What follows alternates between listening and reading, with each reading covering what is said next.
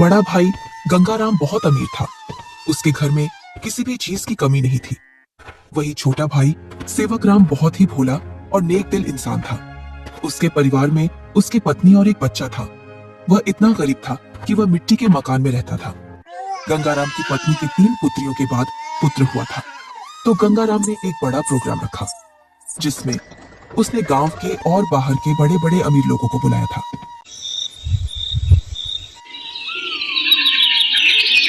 सुबह से ही गंगाराम के घर के चारों ओर चहल पहल थी। कहीं पकवान बन रहे थे, तो कहीं बच्चे खेल रहे थे और कहीं मेहमान आ रहे थे। गंगाराम के घर के चारों ओर खुशी का माहौल था। धीरे धीरे चारों ओर के मेहमान आ गए, पर आपके छोटे भैया सेवक कहीं दिखाई नहीं दे रहे हैं। अभी तक आए नहीं। आपने गांव में सबको बुलावा दिया है ना? अरे हाँ, बुलाया है उसको। आता ही होगा अपने बच्चों के साथ। तू यहीं रुक और मेहमानों को देख, मैं अभी आता हूँ व्यवस्था देखकर। इतना कहकर गंगाराम घर से बाहर चला जाता है और गुनगुनाता है, मैं उसको अपने प्रोग्राम में क्यों बुलाऊं? वो कहाँ और मैं कहाँ? मेरे यहाँ एक से बढ़कर एक अमीर मेहमान आ रहे हैं। अगर किसी को पता चल गया कि मेरा भाई इतना गरीब है तो मेरी नाक कट जाएगी। कुछ गांव के लोग सेवक राम के घर के आगे से गंगाराम के प्रोग्राम में जा रहे थे और सेवक राम अपने घर से खेतों पर जाने की तैयारी कर रहा था। जैसे ही वह घर से बाहर निकलता है तो उसको कुछ गांव वाले मिल जाते हैं। अरे सेवक राम, तू अपने भाई के घर नहीं गया? तेरी भाभी के बहुत दिनों बाद लड़का हुआ है। इसी उपलक्ष्य में तेरे भाई ने बहुत बड़ा प्रोग्राम रखा है। तू तो चाचा बन गया है और तू यहाँ, जबकि तुझे तो अपने भाई के घर सबसे पहले पहुंचना था। सेवक राम ये सुनकर दंग रह जाता है। इस बारे में उसे कुछ भी पता नहीं था, पर वह गांव वालों के सामने ऐसे बोलता है जैसे उसे पहले से सब पता है। अरे हाँ भाई, मुझे भी जाना है। बस थोड़ा सा खेतों पर काम बचा है, उसको मैं पूरा करके आता हूँ। जल्दी काम पूरा करके आ भाई। सुना है भाई गंगाराम ने बहुत ही स्वादिष्ट पकवान बनवाए हैं और उसने खाने पर पूरे गांव को बुलाया है। हाँ, ये तो बड़ी ही अच्छी बात है। तुम लोग चलो, मैं आता हूँ। जैसे ही गांव वाले वहां से निकल जाते हैं तो सेवक राम का मुंह उतर जाता है। ये तो बहुत खुशी की बात है, पर इसके बारे में तो मुझे कुछ पता ही नहीं है। चलो, मेरे बड़े भाई के घर पुत्र रत्न तो आया और मैं फिर से चाचा बन गया, पर मुझे इस बारे में कुछ बताया भी नहीं। शायद काम काज ज्यादा है, इसी वजह से मुझे बताना भूल गया होगा, वरना ऐसा हो नहीं सकता कि मेरा भाई मुझे न बुलाए। अरे भाग्यवान, तुमने सुना? तुम्हारी जेठानी के लड़का हुआ है। कुछ गांव वाले इधर से गुजर कर जा रहे थे। क्यों ना अपन भी चलें बड़े भाई के यहाँ? सुना है बहुत ही अच्छे अच्छे पकवान बने हैं वहाँ पर। अरे, ये तो बड़ी खुशी की बात है। आप फिर से चाचा बन गए और मैं चाची, परंतु उन्होंने हमें बुलाया नहीं। बिना बुलाए हम कैसे जा सकते हैं उनके प्रोग्राम में? बिना बुलाए वहाँ जाना सही नहीं होगा। अगर गांव में इस बात का पता चल गया कि हम बिन बुलाए उनके प्रोग्राम में आए हैं तो लोग क्या कहेंगे? बड़े भैया इतना बड़ा प्रोग्राम कर रहे हैं और इतने बड़े प्रोग्राम में पूरे काम की जिम्मेदारी भी उन्हीं पर है। तुम्हें पता है ना उनके पास कितना कामकाज होगा। इसी कामकाज की वजह से हमसे बोलना भूल गए होंगे और प्रोग्राम वाला आदमी तो कुछ न कुछ तो भूल ही जाता है। आप लोग चलो ना, मैं अपने ताऊ का घर और अपने छोटे भाई को देख आऊंगा। कैसे चले बेटा? मन तो मेरा भी बहुत कर रहा है जाने को, पर उन्होंने हमें प्रोग्राम का निमंत्रण भी नहीं दिया और ना ही हमसे बोला। उन्होंने फिर किस मुंह से उनके प्रोग्राम में जाएं? क्या हम अपने छोटे भाई से मिलने नहीं जाएंगे पापा? क्यों नहीं, हम जरूर चलेंगे आपके छोटे भाई से मिलने के लिए। क्यों आप छोटे बच्चे को झूठी तसल्ली दे रहे हो? तुम्हें पता है ना, तुम्हारे बड़े भाई हमें उनके बराबर नहीं समझते हैं, तभी तो उन्होंने हमें प्रोग्राम में नहीं बुलाया है। तुम तो सदा गड़े मुर्दे उखाड़ती हो। ऐसा नहीं है, वो हमको चाहते हैं, वो तो कामकाज की वजह से बुलाना भूल गए हैं। तुम्हें लग रहा है कि भैया तुम्हें बुलाना भूल गए हैं, तो तुम जाओ। बिन बुलाए मैं नहीं जाने वाली कहीं। मैं तो खूब खुश हूँ अपने घर में। आपको जाना है तो जाओ। ठीक है, मैं और मुन्ना चले जाते हैं। तुम्हें नहीं जाना तो मत चलो। आप जा रहे हो तो जाओ, पर उधर से जल्दी लौट कर आना। सेवक राम और उसका बच्चा प्रोग्राम में जाने के लिए तैयार हो जाते हैं। अब तुम प्रोग्राम में जा रहे हो तो बच्चे को देने के लिए कुछ तो ले जाना पड़ेगा। हाँ, बहुत देर से मैं भी यही सोच रहा था, बच्चे के लिए क्या ले जाऊं, और बाजार से ले जाने के लिए मेरे पास पैसे भी नहीं हैं। आप तो ये लकड़ी का झूला ले जाओ जो तुमने मुन्ना के लिए बनाया था। अब मुन्ना के कुछ काम का नहीं है। हाँ, यही ले जाता हूँ। इसमें बच्चा खूब आराम से सोएगा। सेवक राम उस झूले को उठाकर चल देता है और उसके साथ में उसका लड़का भी चल देता है। थोड़ी देर बाद दोनों प्रोग्राम में पहुंच जाते हैं। यहाँ तो खूब अमीर मेहमान आए हैं और बच्चे को देने के लिए शानदार और महंगी महंगी वस्तुएं लाए हैं। मेरा झूला तो इनके आगे कुछ भी नहीं है। सेवक राम मेहमानों पर महंगी महंगी वस्तुएं देखकर अपने झूले की ओर देखता है और मन ही मन में सोचता है, मैं क्यों इस झूले को यहाँ लाया? यहाँ तो एक से बढ़कर एक वस्तुएं हैं बच्चे के लिए। मैं भी क्या सोच रहा हूँ। भला हाथ की बनी चीज और बाजार की चीजों में अंतर होता है। बड़े भैया जरूर मेरे झूले को पसंद करेंगे क्योंकि मेरा झूला सबसे मजबूत है, क्योंकि इसे मैंने अपने हाथों से बनाया है। और सेवक राम निसंकोच होकर मेहमानों के बीच में घूमने लगता है। वह देखता है कि उसके बड़े भैया और भाभी मेहमानों का स्वागत कर रहे थे। तभी गंगाराम की पत्नी की निगाह सेवक राम पर जाती है। तब वह गंगाराम से बोलती है, अरे भैया और मुन्ना तो आ गए, पर देवरानी नहीं दिख रही है। कहाँ आ गए? मुझे तो कहीं दिखाई नहीं दे रहे। वो रहे मेहमानों के बीच में। इधर सेवक राम के पास कुछ मेहमान आ जाते हैं। उसकी वेशभूषा देखकर मेहमान सेवक राम से पूछते हैं, अरे तुम कौन हो और ये कैसी वेशभूषा पहनकर आए हो और ये लकड़ी का झूला लेकर आए हो इस जमाने में?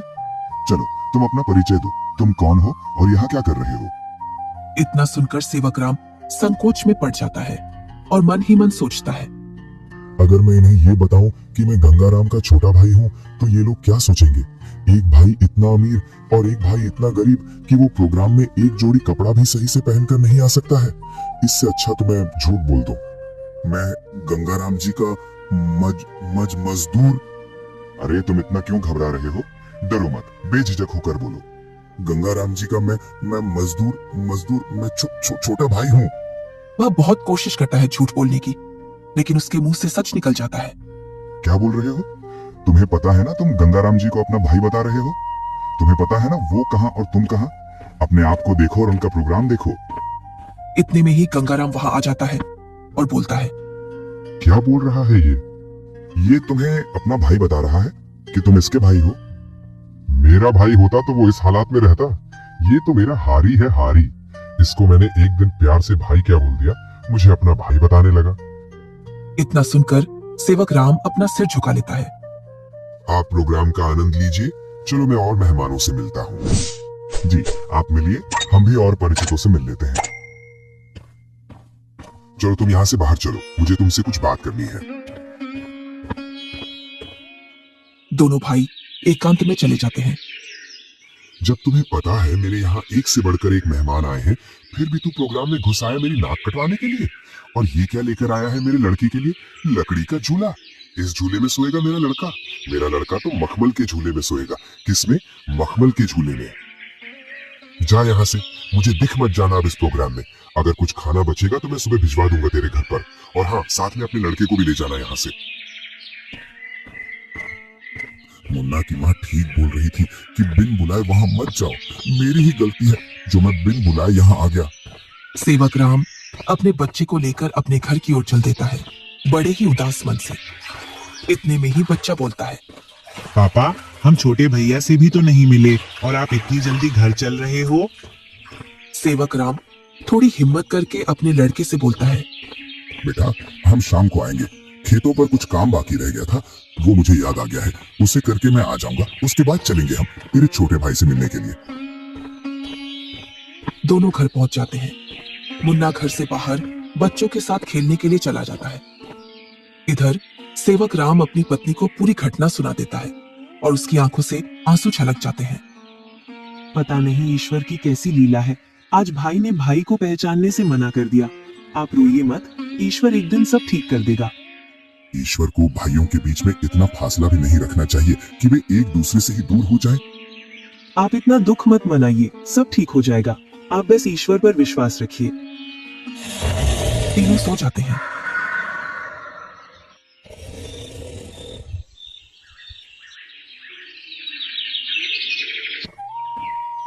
दूसरा दिन गंगाराम के दरवाजे को कोई बजाता है। पता नहीं अब कौन आ गया।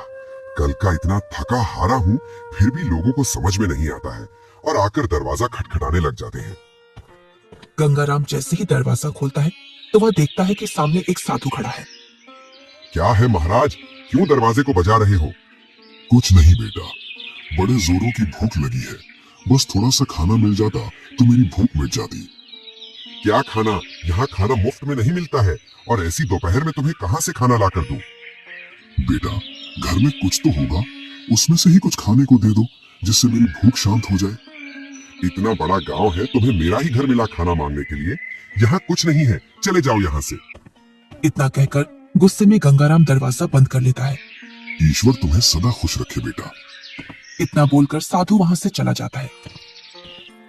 इधर गंगाराम की पत्नी गंगाराम से पूछती है, कौन आया था दरवाजे पर जो तुम इतने जोर से उस पर चिल्ला रहे थे?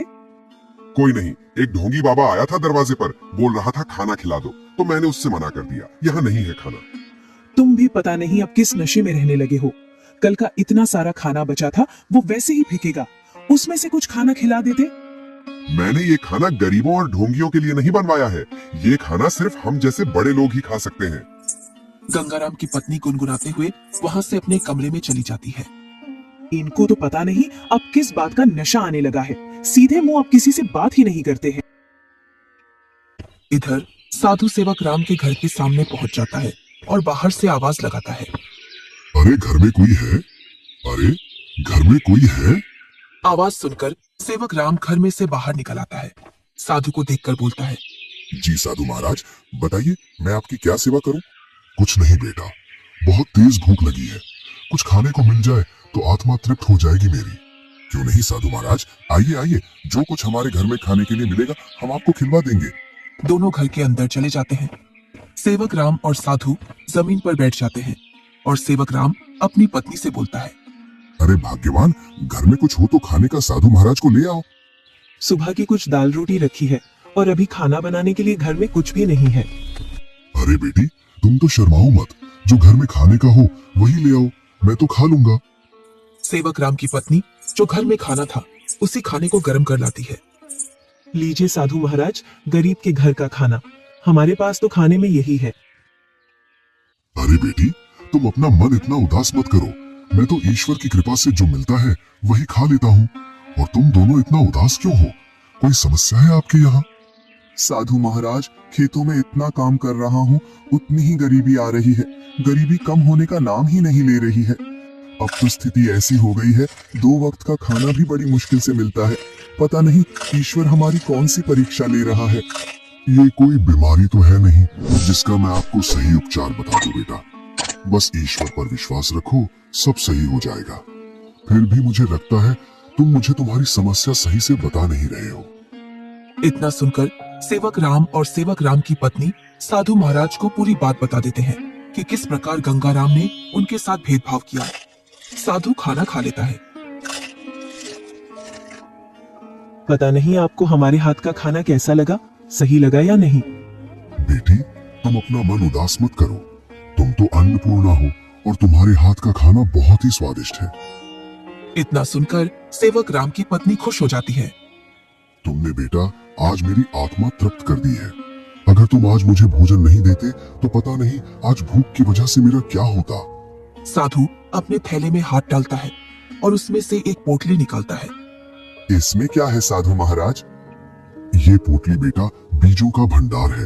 तुम जिस भी फसल का बीज चाहोगे वो बीज इस पोटली में से निकलेगा, जिससे तुम्हारी फसल साधारण फसल से 10 गुना ज्यादा निकलेगी। ये तो महाराज आपकी असीम कृपा है। ये मेरी नहीं, ईश्वर की कृपा है बेटा। बस एक बात का ध्यान रखना, इस पोटली के बारे में कभी किसी को मत बताना, और इसमें से जो बीज निकले उन्हें बेचना नहीं। अगर तुमने ऐसा किया तो ये पोटली आपके किसी काम की नहीं रहेगी। जी साधु महाराज, मैं कभी ऐसा नहीं करूंगा। और साधु महाराज वहां से चले जाते हैं। साधु महाराज के पैर जैसे ही घर में पड़े तब से घर में शांति का अनुभव हो रहा है। हाँ भाग्यवान, अब ईश्वर की कृपा से सब ठीक हो जाएगा।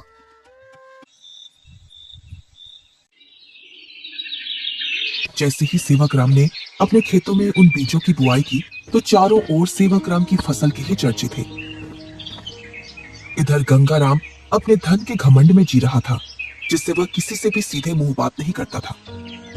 इधर सेवक राम की संपत्ति बढ़ रही थी और गंगाराम की घट रही थी, और इसी के साथ गंगाराम के घर में अशांति भी बढ़ रही थी। कुछ ही दिनों में सेवक राम ने गांव में गंगाराम से भी बड़ा मकान बना लिया था और सेवक राम अब अपने घर में खूब खुशी खुशी रह रहा था। पर एक दिन मालिक, अब मैं आपके यहाँ काम नहीं करूंगा। अब मुझे दूसरे गांव में आपसे ज्यादा जमीन मिल रही है और इससे भी अच्छी उपजाऊ। क्या बोल रहे हो हरिया तुम? तुम्हें पता है मेरे पास कितनी जिम्मेदारियां हैं? तुम चले जाओगे तो मैं अकेला कैसे खेती और घर संभालूंगा? और ऊपर से मैं अकेला आदमी। मुझे जहाँ मुनाफा मिलेगा मैं वहीं काम करूंगा मालिक। अगर मुझे इतनी ही मेहनत में मुझे वहाँ ज्यादा फसल मिलेगी तो मैं वहीं जाऊंगा। अरे हरिया, मैं भी तो तुम्हें खूब मुनाफा करवाता हूँ। बस तुम इस साल और रुक जाओ, मैं जब तक दूसरा हारी देख लूंगा। मालिक, 2 सालों से तुम मुझे बेवकूफ बना रहे हो। न तो तुम अनाज ज्यादा देते हो और न ही तुम दूसरा हारी रखते हो। मैं तो चला, तुम जानो और तुम्हारी खेती। अरे नहीं, ये तो चला गया। अब मैं क्या करूंगा? कई सालों से मैंने खेतों में काम भी नहीं किया है, जिससे अब मुझसे खेतों में काम भी नहीं होगा। क्यों ना मैं सेवक राम के यहाँ जाऊं। अब तक तो उसने उसकी सारी जमीन बेच दी होगी, क्योंकि हालात तो वैसे भी खराब चल रहे थे उसके। वो जरूर मेरे खेतों पर काम कर लेगा। गंगाराम सेवक राम से मिलने के लिए चल देता है। जैसे ही वह उसके घर के सामने पहुंचता है तो वह सेवक राम के घर को ढूंढने के लिए उस मोहल्ले में चारों ओर घूम जाता है। इधर ही थी उसकी झोपड़ी, पता नहीं किधर गई। बहुत देर से ढूंढ रहा हूँ, मिल नहीं रही है। तभी वहां से एक गांव का व्यक्ति गुजर कर जा रहा था तो गंगाराम उस व्यक्ति से पूछता है, अरे भैया, सेवक राम की झोपड़ी थी यहाँ, वो कहाँ है? कितने दिनों बाद आ रहे हो भैया इधर? शादी के बाद अब आया हूँ इधर। इसीलिए तो तुम्हें वो झोपड़ी नहीं मिल रही है। अरे भैया, तुम जो सामने मकान देख रहे हो बहुमंजिला, यही घर है सेवक राम का। ये कैसे हो सकता है? 2 साल पहले तो ये गरीब हुआ करता था। हाँ भैया, 2 साल पहले गांव में सबसे गरीब व्यक्ति यही था। पता नहीं भैया, इसने खेतों में कौन सा खाद डाला है जिससे इसकी पैदावार सबसे ज्यादा निकलती है। घर बताने के लिए बहुत बहुत धन्यवाद।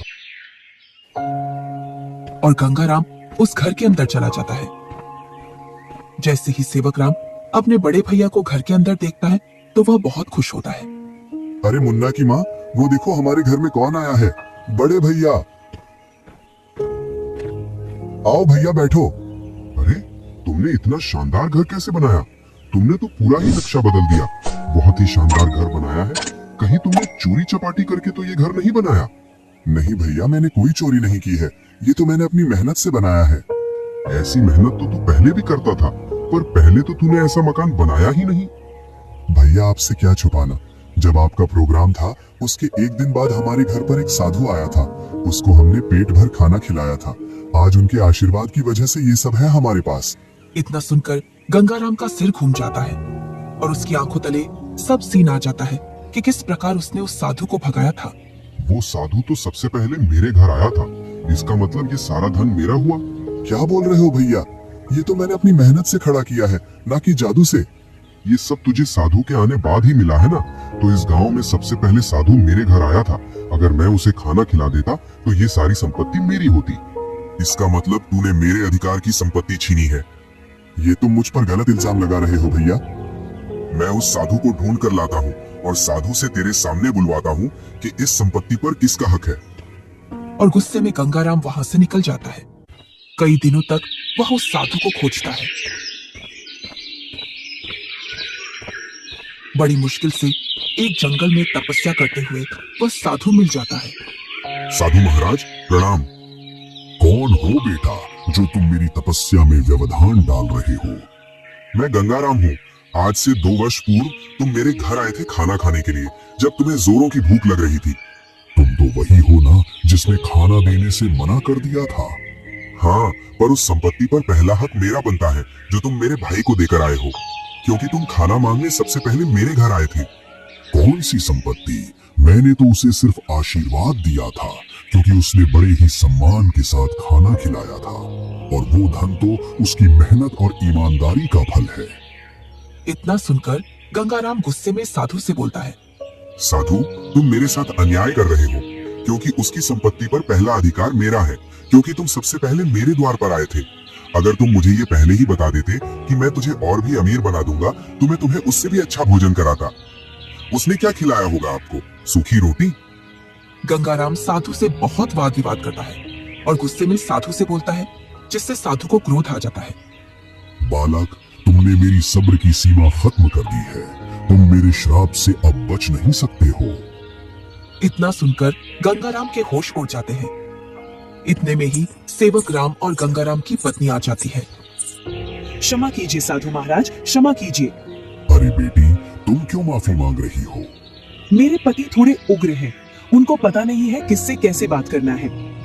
इतना सुनकर गंगाराम भी माफी मांग लेता है। गंगाराम, अभी तक तुम्हारा जो घर चल रहा था वो तुम्हारी पत्नी के निर्मल भाव की वजह से चल रहा था।